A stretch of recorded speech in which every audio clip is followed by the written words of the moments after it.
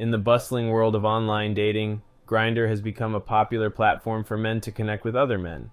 But what happens when these hookups take a dark turn? Today, we're diving into the chilling stories of 5 Grindr hookups that turned deadly, exposing the sinister side of the digital dating landscape. Prepare to be captivated by the harrowing tales of 5 Grindr hookups gone wrong, where lives were tragically cut short and the pursuit of connection turned into a chilling nightmare. Gather round, all you seekers of the night. Welcome to Patrick's Dark Corner.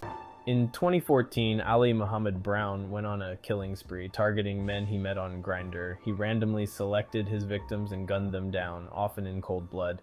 His motives were unclear, but he claimed to be acting out to punish the U.S. for their actions in the Middle East. Brown's first victim was Leroy Henderson, a man who had recently moved to Skyway, Washington, to care for his uncle. Henderson was shot 10 times in the back as he walked home from the store. 5 weeks later, Brown killed 2 more men, Ahmed Saeed and Dwayne Anderson Young. Saeed and Anderson Young were friends who had been out for a night on the town. They were found shot to death in a car in Seattle's Leshy neighborhood. Cops found evidence that Ali Muhammad Brown lured these 2 men using Grindr. Brown was eventually arrested in New Jersey, where he had fled after his killings in Seattle.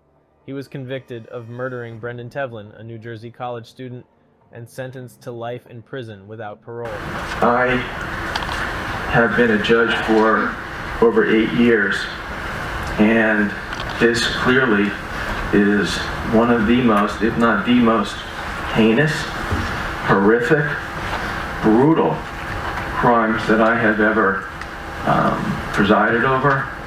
And I hearken to say that in all my years prior to getting on the bench, I've never been involved in a case with this kind of brutality. Your callous, ruthless, barbaric behavior is truly more akin to the actions of a monster rather than a human being. In 2022, Brown was extradited back to Washington to face charges for the murders of Henderson, Saeed, and Anderson Young. He was found guilty and sentenced to an additional 93 years in prison. I wish he was on their penalty to die. Do you know how many lives you have affected? Brown expressed remorse for his crimes. Regretful for killing those people. Ask forgiveness from the families. Asking they can forgive me if they can. If not, just let me rot in hell if you want to. If you want to say that. But that's not going to change. Number 4. Former soldier, 23-year-old Fernando Rosales, stabbed 30-year-old Sean Crescentini. The 2 men talked on Grindr for a month before meeting for a night on the town on August 15th of 2015. After the night out, the men went to Fernando Rosales' house. According to Rosales, Crescentini started to perform oral on him, while somehow saying degrading things to him. Rosales told police. When he started to get dressed, Crescentini allegedly lunged at Rosales, trying to intimidate him, and punched him in the face. Rosales stabbed Crescentini. Crescentini fled the scene and made it a few blocks before crashing his car. Police found Crescentini in his car with his intestines on his lap. Sean Crescentini died shortly after. Fernando Rosales was sentenced to 26 years in prison for second-degree murder. Number 3. Stefano Brizzi was a 44-year-old Italian national living in London. He met a British cop, 59-year-old Gordon Simple, on Grindr and invited him to his apartment to hook up on April 1, 2016. When Semple arrived, Brizzi strangled him and dismembered his body. Brizzi tried to dissolve Semple's body parts in acid after being inspired by an episode of Breaking Bad, a show he was obsessed with. Brizzi also ate some of the dead cop's flesh with chopsticks. Brizzi claimed the devil made him do it and was told to do it by Satan. He had a copy to the Satanic Bible on his computer. It was later discovered that Brizzi was a meth addict and committed the murders during a meth-induced psychosis. Stefano Brizzi took his own life in jail, 8 weeks after being arrested.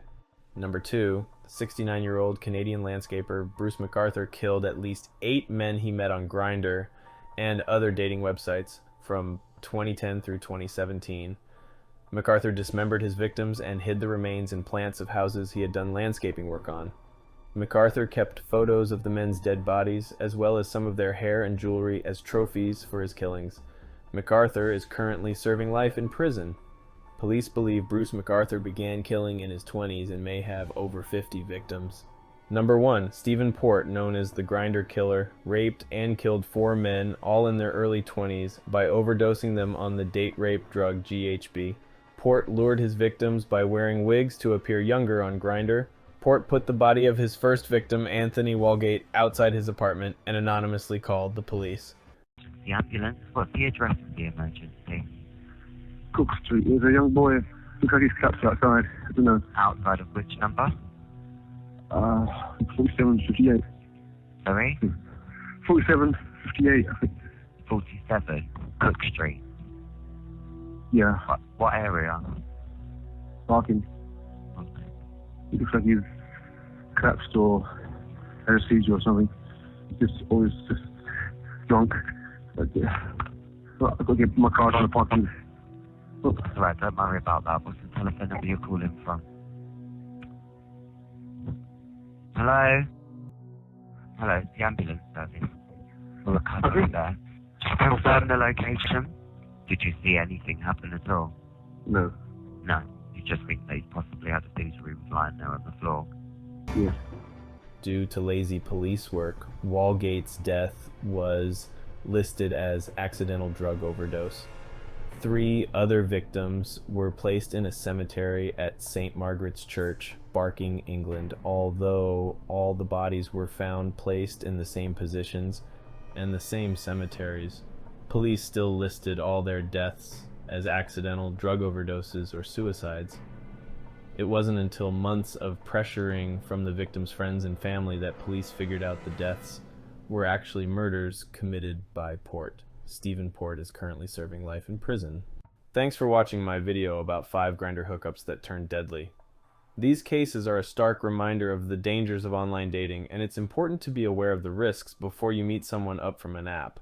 If you're planning on meeting someone up from Grindr or any other dating app, here are a few safety tips. Always meet in a public place. This will give you a safe place to escape if you feel uncomfortable.